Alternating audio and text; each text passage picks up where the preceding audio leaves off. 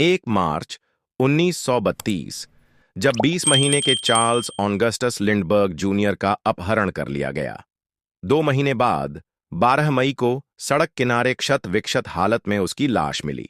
इस घटना को सेंचुरी का अपराध कहा गया। यह मामला लगभग 100 साल पहले अमेरिका में हुआ था, लेकिन आज भी इस मामले में लोगों की दिलचस्पी कम नहीं हुई है।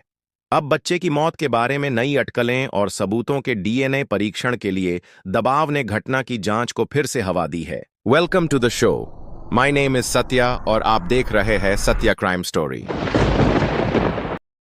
चार्ल्स ऑगस्टस लिंडबर्ग जूनियर का केस लगभग 100 साल पुराना है और इसे सदी का अपराध यानी क्राइम ऑफ द सेंचुरी के रूप में जाना जाता है। इसकी वजह इस घटना के नाटकीय विवरण और बच्चे के माता-पिता की हाई प्रोफाइल स्थिति थी। चार्ल्स ए लिंडबर्ग की मां एन मॉरो लिंडबर्ग एक राजनयिक की बेटी थीं और पिता चार्ल्स लिंडबर्ग एक विमान चालक थे, जिन्होंने न्यूयॉर्क से पेरिस तक दुनिया की पहली बिना रुके सिंगल उड़ान पूरी करके प्रसिद्धि हासिल की थी। चार्ल्स ऑगस्टस लिंडबर्ग जूनियर की मौत लगभग 100 साल बाद एक बार फिर चर्चा में है। इसकी वजह उसके पिता चार्ल्स लिंडबर्ग के अपने बेटे की मौत में संभावित संलिप्तता है। इसको लेकर एक विचित्र और भयानक सिद्धांत और साक्ष्य के डीएनए परीक्षण के लिए नए कानूनी दबाव ने मिलकर सबसे लंबे समय तक चलने वाले हत्या रहस्यों में से एक को फिर से जनता के ध्यान में ला दिया है। अप्रैल 1936 में एक जर्मन अप्रवासी हाउप्टमैन को इस अपराध के लिए फांसी दे दी गई थी, जो बढ़ई के रूप में काम करता था और न्यूयॉर्क शहर के ब्रॉन्क्स बोरो में रहता था।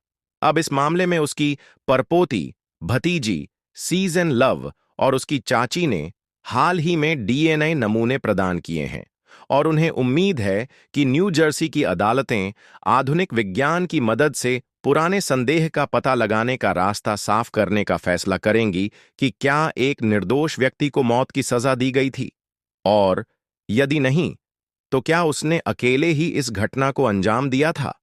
सीजन लव ने कहा है, मैं व्यक्तिगत रूप से नहीं मानती कि उसने ऐसा किया। हाउप्टमैन और उसकी विधवा ने अपनी बेगुनाही और बचाव पक्ष की दलील को अंत तक बनाए रखा, लेकिन अगर सबूत उसे इस मामले से जोड़ते हैं तो ऐसा ही हो। मैं सच जानना चाहती हूं। चार्ल्स ऑगस्टस लिंडबर्ग जूनियर 20 महीने का था जब वह 1 मार्च 1932 को न्यू जर्सी के ईस्ट एमवेल में अपने बेडरूम से गायब हो गया था। अपहरण के बाद घर पर एक लकड़ी की सीढ़ी, एक छेनी और फिरौती की एक चिट्ठी मिली थी। हालांकि इसके बाद फिरौती के लिए कई चिट्ठियां मिलती रहीं, जिनमें फिरौती की रकम बढ़ती गई। परिवार ने फिरौती के लिए $50,000 के भुगतान की व्यवस्था की, लेकिन 10 हफ्ते बाद 12 मई को बच्चा मृत पाया गया। न्यू जर्सी पुलिस के नेतृत्व में जांच सितंबर 1934 तक चलती रही, जब फिरौती की रकम में से एक $10 की गोल्ड सर्टिफिकेट का इस्तेमाल न्यूयॉर्क में गैसोलीन खरीदने के लिए किया गया। इसके बाद जांचकर्ता गैस स्टेशन पर कार का पता लगाकर हाउप्टमैन तक पहुंचे। बाद में उसके गैरेज में फिरौती के $13,760 बरामद किए।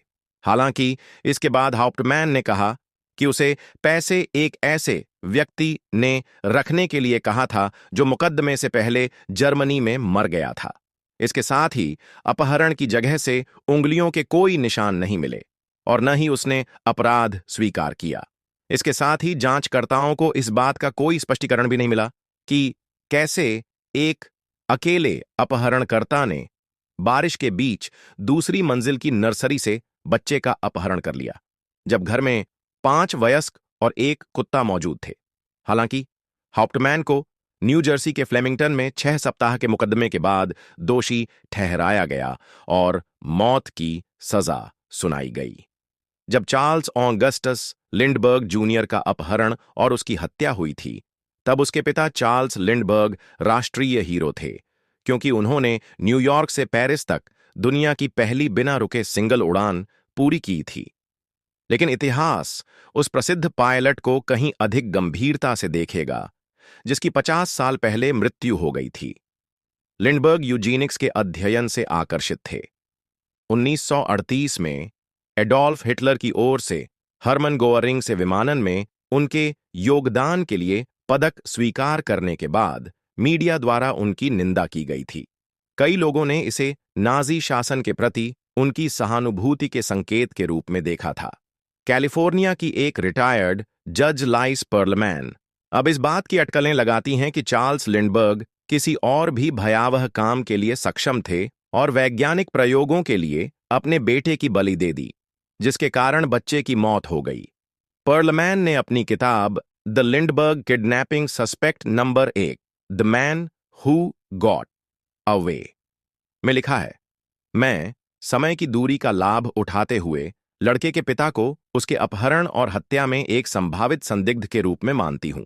लिस्ट के अन्य सभी लोगों की तरह वे एक भूल करने वाले इंसान हैं, देवता नहीं। यह एक ऐसा सिद्धांत है जिसे अन्य लिंडबर्ग शोधकर्ता गहरी संदेह के साथ देखते हैं। अगर आपको ये वीडियो पसंद आया हो तो लाइक करें, चैनल को सब्सक्राइब करें और कमेंट में हमें बताएं कि क्या आपको लगता है कि अफान ने ये सब कर्ज के बोझ के कारण किया या इसके पीछे कुछ और